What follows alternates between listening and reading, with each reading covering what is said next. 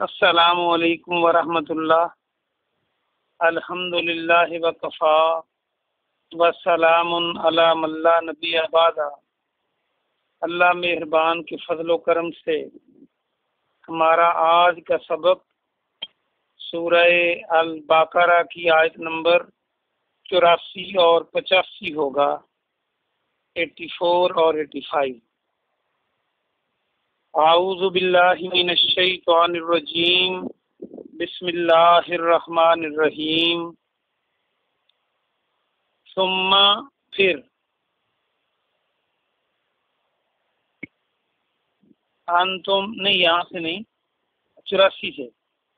وَإِذْ أَخَذْنَا مِيثَاقَكُمْ، واو اور اذ جب، اخذنا ہم نے لیا، میثاقکم تم سے پکا وعدہ، لا نہیں، تسفکون کا مطلب تم بہاؤ گے،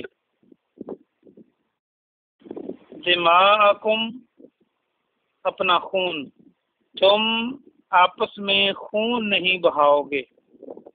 یہ آیت نمبر 84 ہے۔ میثاق کل ہم ڈسکس کر چکے۔ یہ جو تسفکون ہے، اس کو یاد رکھنے کے لیے اردو کا لفظ صفاق، سین فے الف کاف کتاب والا، یا صفاقی، یہ اردو کا ہم لفظ بولتے ہیں۔ تو تسفکون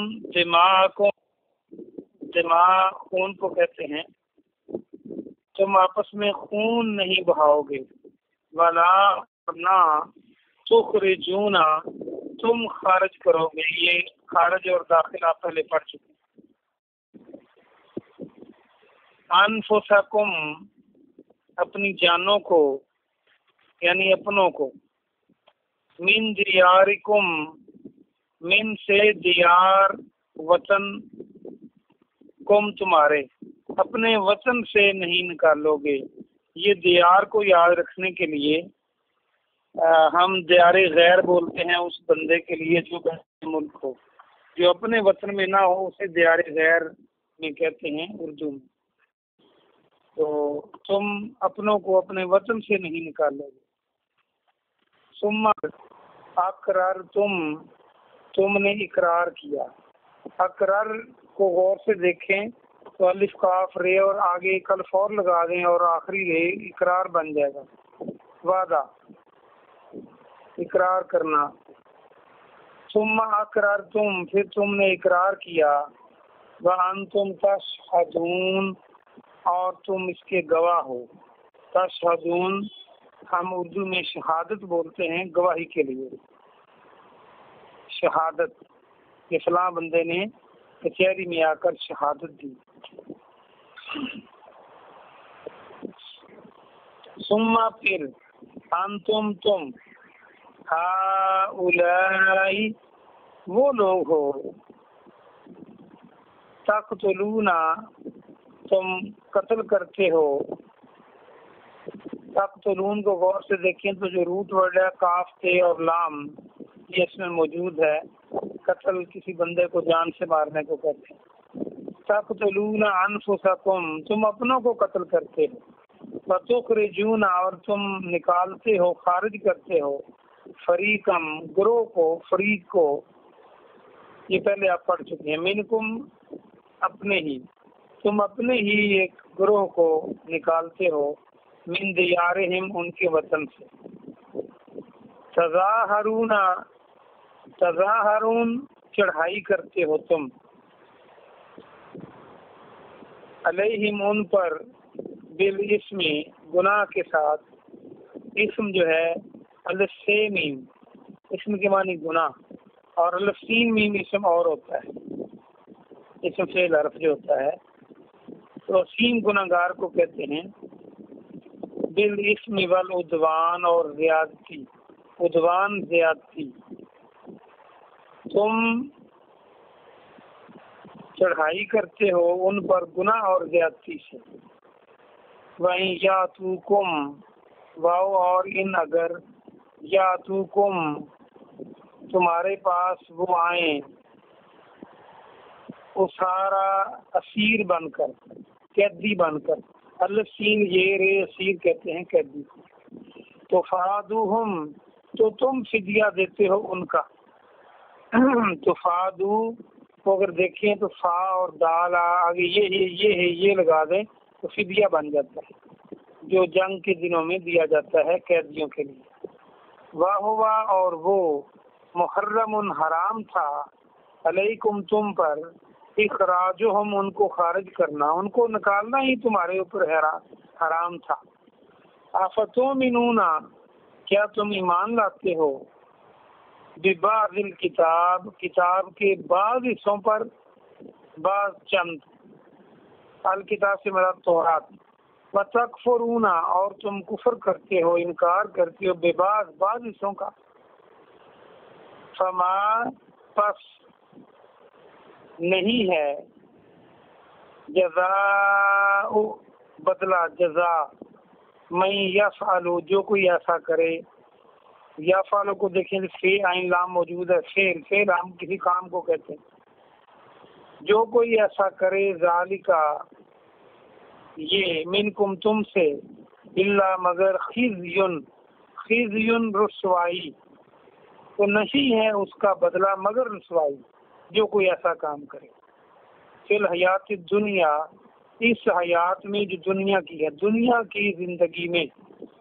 دنیا کی حیات میں اس کے لیے رسوائی ہے، یوم القیامہ اور قیامت کے دن، یوم کے معنی دن، یردون پھیر دیے جائیں گے، یردون الی طرف اشد العذاب، اشد کو دیکھیں تو شدید کا لفظ اردو کا بنتا ہے، شدید عذاب کی طرف۔ عربی میں بھی جس لفظ کے اوپر شد ہو اس کو ہم دو بار پڑھتے ہیں تشدید کے ساتھ، اشد العذاب تو وہ عذاب کی طرف پھیر دیے جائیں گے، وم اللہ ہو اور نہیں ہے اللہ، بغافل غافل، اما جو کچھ تعملون تم کرتے ہو، اور جو کچھ تم کرتے ہو اللہ اس سے غافل نہیں ہے۔ یہ آسان سا ترجمہ تھا، آیتیں ذرا لمبی تھی تو کوئی بات نہیں، ایک دو لفظ نئے آئے ہیں آپ کو یاد کرنے چاہیے، اور آپ کو سبق کے بعد گھروں میں اس کو دہراتے بھی رہنا چاہیے۔ آئیے ہم اس کی مختصر تفسیر دیکھتے ہیں۔ اللہ سبحانہ و تعالی بنی اسرائیل کا ایک اور گناہ ہمیں بتا رہا ہے کہ وہ کیا کرتے تھے۔ اللہ فرماتا ہے کہ جب یاد کرو جب ہم نے تم سے وعدہ لیا کہ تم آپس میں خون ریزی نہیں کرو گے، قتل و غارت نہیں کرو گے، اور نہ ہی اپنوں کو ان کے وطن سے نکالو گے، یہ دو چیزوں کا ہم نے پکا وعدہ لیا تم سے۔ تم نے اقرار بھی کیا، قول و قرار کر لیا، وعدہ کر لیا، اور تم خود اس کے گواہ ہو کہ تم نے یہ اقرار کیا تھا۔ ان دو چیزوں کا، خون بہانے کا اور گھروں سے نکالنے کا۔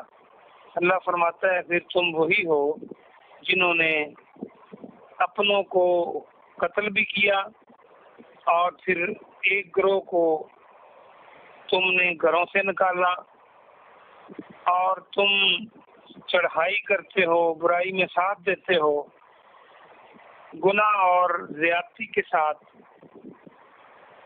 اس میں یہ ہے، اس کا بیک گراؤنڈ یہ ہے کہ جو یہودی قبیلے موجود تھے مدینہ کے اندر، وہ آپس میں قتل کرنے لگے اور یہودیوں کو ہی گھروں سے نکالنے لگے۔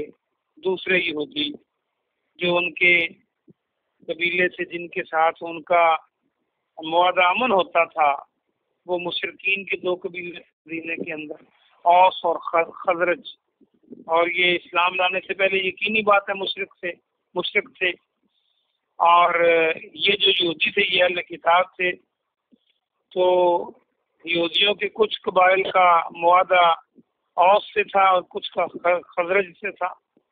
جب وہ آپس میں لڑتے تو یہ بھی ان کا ساتھ دیتے، اور دونوں یہودی قبیلے یا تینوں یہودی قبیلے آپس میں آمنے سامنے تلواریں لے کے آ جاتے، ان کو گھروں سے بھی نکالتے اور ان کے لوگوں کو قیدی بھی بنا لیتے اور ان کو قتل بھی کرتے۔ تو اللہ فرما رہا ہے کہ تم نے یہ اپنے وعدے سے پھر گئے، اور آگے تم نے جو کیا وہ یہ تھا کہ تم اگر تمہارے پاس کوئی قیدی بن کے آ جاتے تو پھر تم فدیہ دیتے ان کا اور ان کو چھڑا لیتے، کیونکہ تورات کے اندر یہ بات موجود تھی کہ اگر یہودی کوئی بنی اسرائیل کے لوگ اگر قید ہو کر یہودیوں کے پاس آ جائیں تو پھر وہ ان پر تورات کے مطابق یہ حکم تھا کہ ان کو چھڑائیں، ان کے پیسے دیں اور ان کو آزاد کرائیں۔ تو یہ جو تھے جو ظالم قبیلے تھے یہودیوں کے، وہ ان کا فدیہ دے کر ان کو چھڑا لیتے۔ اللہ فرما رہے حالانکہ ان کو گھروں سے نکالنا ہی تم پر حرام تھا، کیا تم بعض کتاب کے حصوں کو مانتے ہو اور بعض کا انکار کرتے ہو؟ یعنی تورات کے اندر یہ تھا کہ نہ ان کو گھروں سے نکالو، نہ ان سے لڑائی جھگڑا قتل و غارت کرو، تم یہ نہیں مانتے ہو اور فدیے والی بات مان لیتے ہو۔ تو گویا کے بعض حصوں کو مانتے ہو اور تورات کے بعد حصوں کا انکار کرتے ہو۔ اللہ فرماتا ہے پھر ایسے کرنے والوں کو ہم جو بدلہ دیتے ہیں، جزا دیتے ہیں، وہ ان کو دنیا کی زندگی میں رسوائی دیتے ہیں، اور قیامت کے دن ہم ان کو شدید عذاب کی طرف، دردناک عذاب کی طرف، سخت عذاب کی طرف لوٹا دیں گے، پھیر دیں گے، اور اللہ غافل نہیں ہے جو کچھ تم کرتے ہو۔ ویسے تو دونوں آیتیں بظاہر یہودیوں کے کرتوت کے بارے میں ہیں، لیکن اس میں ہمیں بھی سبق ہے اور قیامت تک آنے والے مسلمانوں اور جو بھی قرآن کو پڑھے گا اس کے لیے یہ سبق ہے۔ نمبر ایک تو یہ ہے کہ مسلمانوں کو آپس میں لڑنا اور قتل کرنا حرام قرار دیا گیا ہے، اور نہ ان کو گھروں سے نکالنا چاہیے کہ جس کے ساتھ آپ لڑیں اس کو قتل و غارت کریں اور ان کو ان کی مال چھین لیں اور ان کو گھروں سے نکال دیں۔ کیا آج ہم ایسا تو نہیں کرتے؟ اپنے مسلمان بھائیوں کو قتل کرنے کے ڈر پہ تو نہیں ہو جاتے؟ اگر ایسا ہوتے ہیں تو ہمیں سوچنا چاہیے۔ اسی لیے پیارے نبی جناب محمد صلی اللہ علیہ وسلم نے فرمایا، صحیح حدیث ہے کہ قاتل اور مقتول دونوں جہنمی ہیں۔ تو کسی نے پوچھا کہ اللہ کے رسول، جو قاتل ہے اس نے تو جرم کیا ہے، اور جو قتل ہو گیا اس کا کیا گناہ ہے؟ آپ نے فرمایا کہ جو مقتول ہے اصولاً وہ بھی قتل کرنے ہی نکلا تھا، اور وہ کمزور نکلا اور قتل ہو گیا، تو دونوں کو برابر کا گناہ ہے۔ اس لیے مسلمانوں کا آپس میں قتل و غارت کرنا اور ان کے گھروں سے نکالنا بہت بڑا جرم ہے۔ دوسری ایک اور بات، کیا ہم بھی قرآن کے بعض حصوں کو مانتے ہیں اور بعض کا انکار کرتے ہیں؟ کبھی آپ نے غور کیا ہے کہ جو آسان دین کے مسائل ہوں ان کو ہم لے لیتے ہیں، میٹھی میٹھی سنتیں ہم بہت اپناتے ہیں، اور جو مشکل سنتیں ہوں ان کو ہم چھوڑ دیتے ہیں۔ یہ رویہ یہود کا تھا جس پر اللہ نے ڈانٹ پلائی اور پھر ان کو دنیا کی رسوائی اور آخرت کے سخت عذاب کی وعید بھی سنائی۔ اگر ہم ایسا کرتے ہیں تو ہمیں ڈرنا ہوگا، اور اس سے ہمیں یہ پتہ چلتا ہے کہ اللہ سبحانہ و تعالی ہمیں پوری زندگی ہماری جو اتباع اور پیروی چاہتا ہے کہ ہم اللہ کی پیروی کریں اور پیارے نبی جناب محمد رسول اللہ صلی اللہ علیہ وسلم کی مکمل پیروی کریں۔ ادخلوا فی السلم کافہ، پورے اسلام میں داخل ہو جائیں۔ یہ نہ ہو کہ ہمارے کوئی کام یہودیوں جیسے ہوں، کوئی کام ہمارے ہندوؤں جیسے ہوں، ہمارا شادی کا طریقہ ہندوؤں جیسا ہو، اور ہمارے مرنے کے طریقے یہودیوں جیسے ہوں، اور ہماری شکل و صورت جو ہے وہ جناب عیسائیوں جیسی ہو، یعنی ہم داڑھی کی بجائے داڑھیوں کو مونڈتے رہیں، مونچھوں کو منانا ہے تو مونچھیں بڑی کرتے رہیں۔ اس طرح کی جو بھی ساری معاشرت ہے اس میں ہمیں اللہ اور اس کے رسول کی پیروی کرنا ہوگی اگر ہم کامیاب زندگی اور کامیاب آخرت چاہتے ہیں۔ اللہ پاک سے دعا ہے کہ اللہ پاک آپ کو اور مجھے عمل کی توفیق عطا فرمائے۔ سبحان ربک رب العزت عما یصفون وسلام علی المرسلین والحمد للہ رب العالمین۔ کوئی سوال ہو تو آپ کر سکتے ہیں کسی بھی لائن سے۔